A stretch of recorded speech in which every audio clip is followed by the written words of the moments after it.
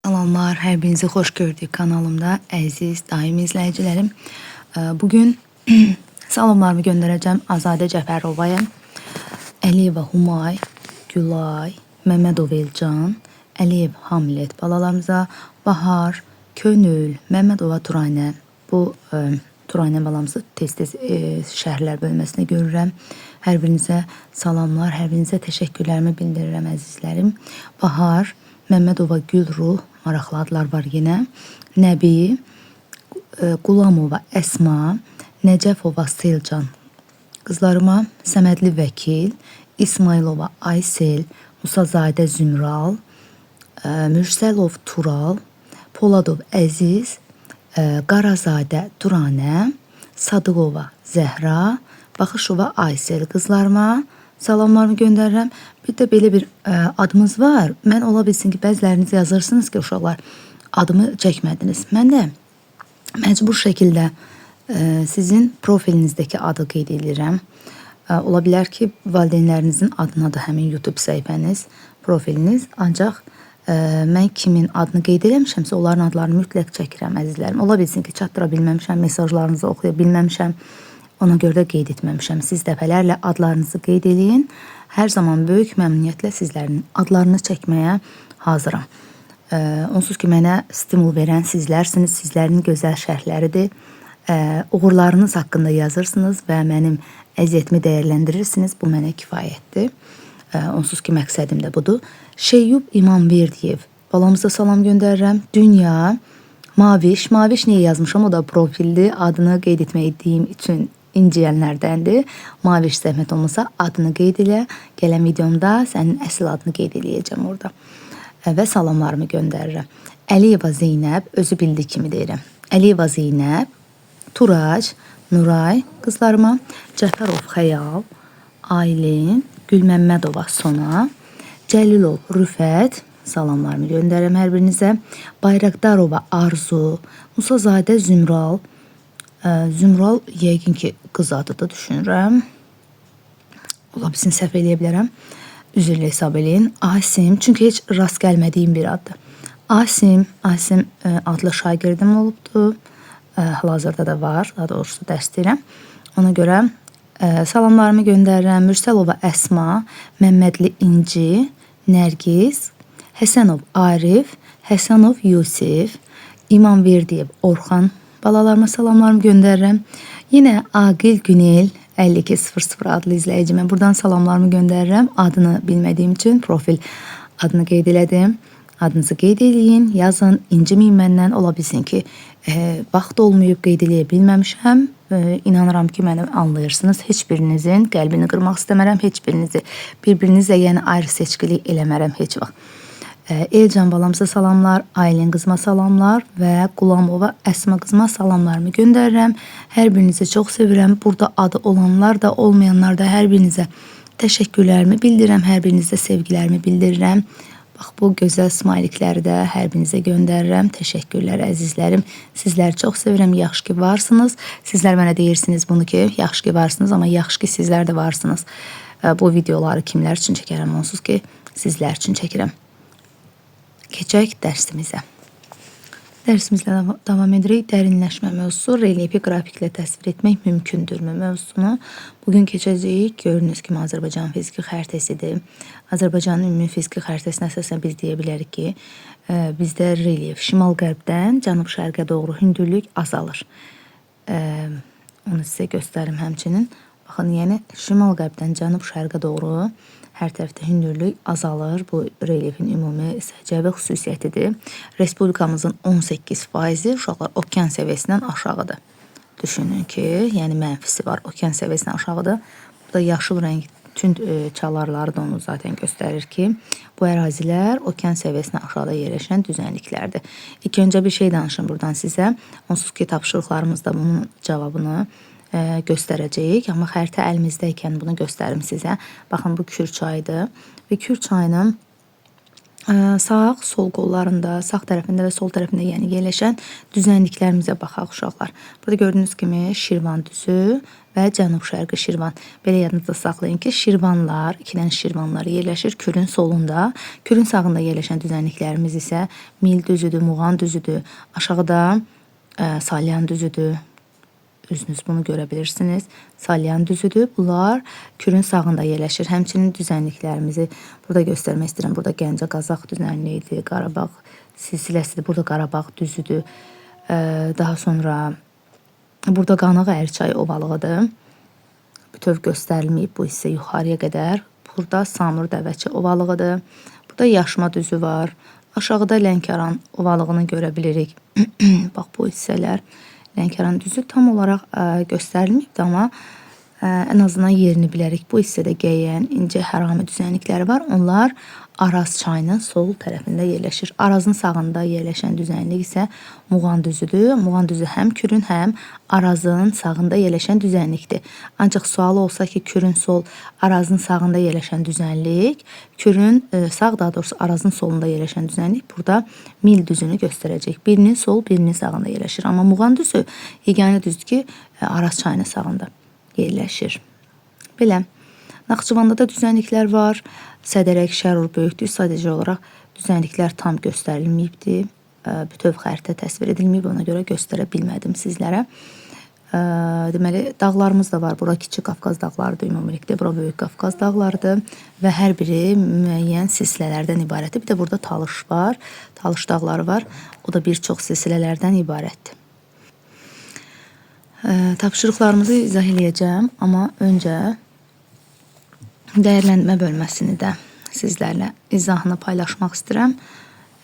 Bəli, bunların hamısının tapşırıqlarını da yenə deyirəm, dəyərləndirmə hissəsində tapşırıqları qeyd edəcəm sizlərə.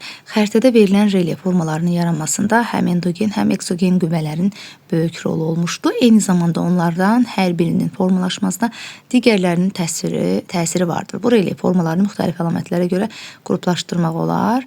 Burada xüsusiyyətləri qeyd edir. Deməli, hər birinə uyğun olaraq qruplaşma aparacaq. Bu, Şimali Amerikada bu arada. Şimali Amerikanın relyefidir uşaqlar.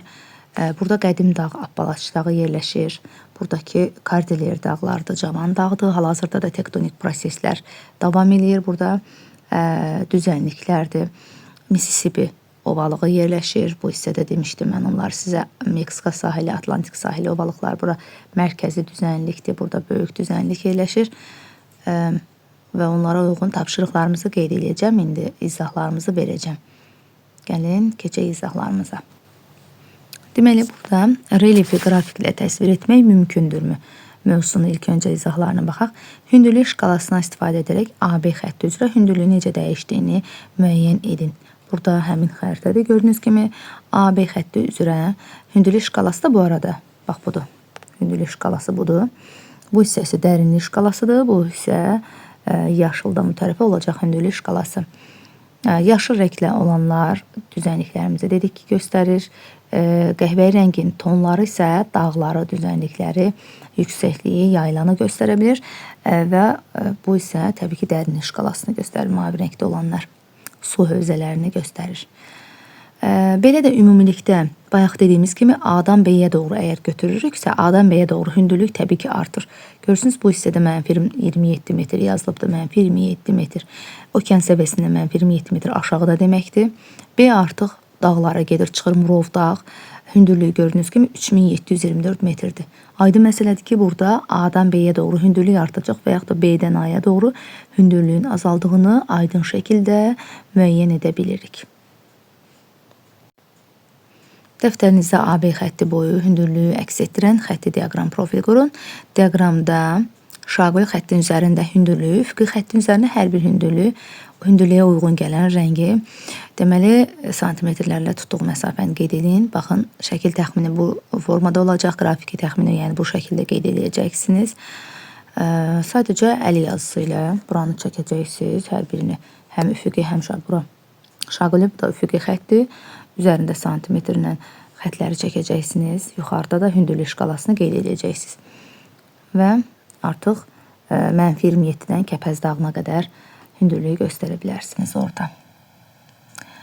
A və B nöqtələrinin yerləşdiyi coğrafi obyektlərin adlarını bir Kəpəz dağıdır təbii ki, bir də burada qeyd elədik. Xəzər sahili ovalıqdır. Həmin bu xəttdən, həmin bu xəritədən söhbət gedir uşaqlar.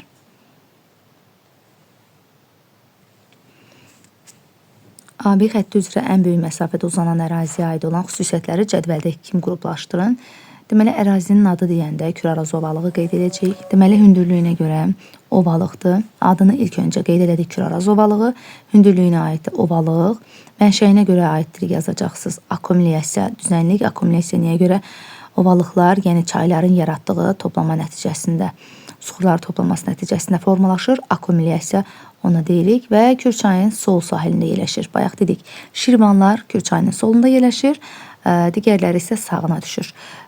Cənub-şərqi Şirvan və Şirvan düzləri Kürçayın solundadır.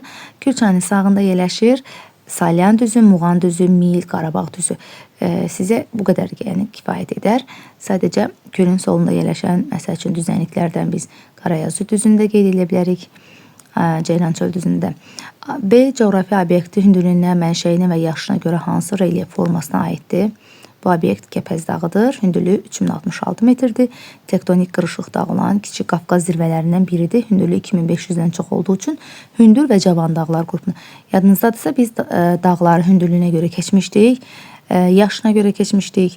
Yaranma xüsusiyyətinə görə, mənşəyinə görə, yəni vulkanik dağ ola bilər, tektonik dağ ola bilər. Bu şəkildə keçmişdik. Cavan dağlar, qədim dağlar var, qırışıq dağlar var və hündürlüyünə görə 2500-dən yuxarı olarsa demişdik ki, hündür dağ hesab edilir. Dəyərləndirmə hissəsinin də tapşırıqlarına gəlin baxaq. Bir zamanlar A-nın yerində dəniz olmuşdu. Hansı endogen proses A-nın quruya çevrilməsinə səbəb? Ümumiyyətcə, ərazinin quruya çevrilməsi prosesi litosfer havaların hərəkəti nəticəsindədir və litosfer havası nəticəsində yer qabığının bəzi hissələri yuxarıya qalxmış, suyun altında qalmış hissələr artıq quruya çevrilmişdir. Və A məntəqəsinin yerləşdiyi ərazidə məhz belə yaranmışdır. Ümumilikdə Azərbaycan bütövlükdə, söhbət Azərbaycana gedərsə, Azərbaycan bütövlükdə su olubdur. Əvvəl bizim ərazimizin yerində Tetis okeanı olubdur. Tetis okeanının qapanma səbəbi də ərazinin suyun quruya çevrilməsinin səbəbi qısaca olaraq bütün mənalarda ərazinin tektonik qalxması səbəb olacaq və salam. Litosfer havalarının hərəkəti nəticəsində qurunun tektonik qalxması prosesi ərazinin su hövzəsinin qapanmasına səbəb olur. Azərbaycan hansı okeanın sahilində yerləşdi, daha doğrusu ərazisində yerləşdi? Onu yəqin ki, yadınızda saxladınız. Sonra uyğunluğu müəyyən edin. Birinciyə A, ikinciyə C, üçüncüyə B olacaq şəkillər var idi. Bayaqları göstərmişdik. Siz kitabınıza baxın. Burada onları uyğunlaşdırın. 3-də ABC coğrafi obyektlərin hər birində hansı ekzogen proseslər baş verir? A-da akkumulyasiya prosesi, B-də denudasiya, C-də həmçinin aşıma və denudasiya prosesləri baş verir. B və C coğrafi obyektlərin yaşının qədim və ya cavan olması göstərən. Bayaq göstərdik Apalaç dağları. Apalaç dağları bilir ki, litosfer havalarının sərhədində yerləşmir. Ona görə də burada tektonik proseslər zəifdir. Yəni qədim dağdır. Qədim dağ olduğu üçün uşaqlar hündürlüyü çox deyil, tektonik proseslər getmir, çünki litosfer havalarının sərhədində yerləşmir. Xəritədə açıq qəhvəyi rəngdə təsvir edilməsi onun qədim dağ olduğunu göstərir.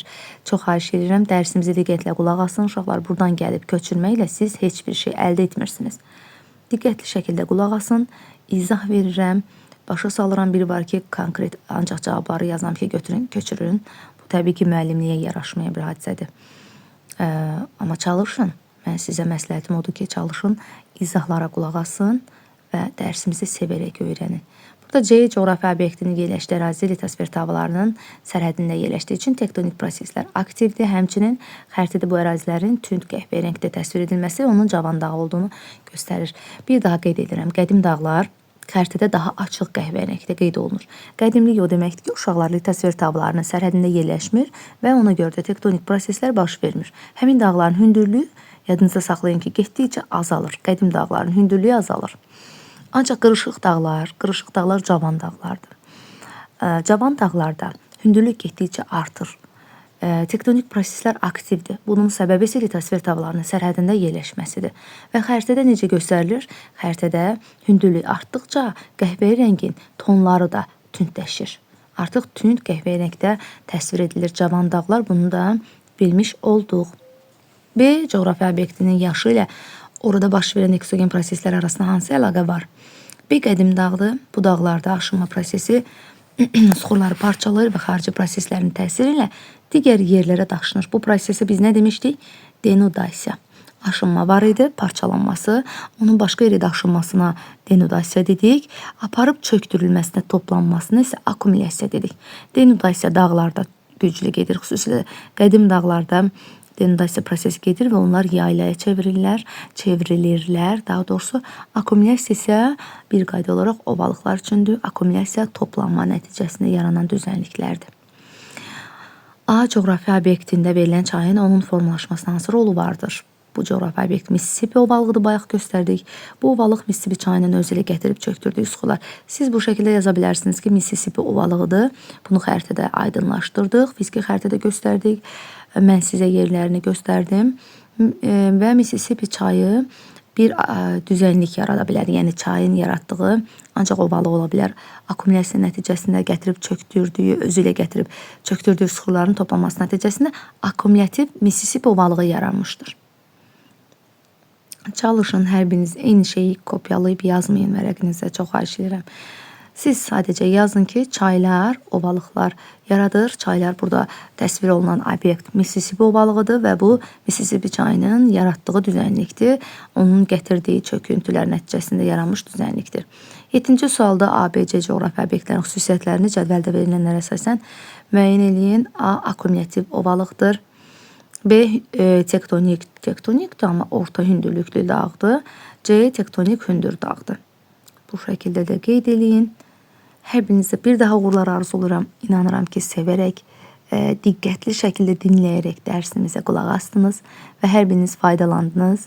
Gələn dərsimizdə yenidən görüşmək ümidi ilə əzizlərim. Sağ olun.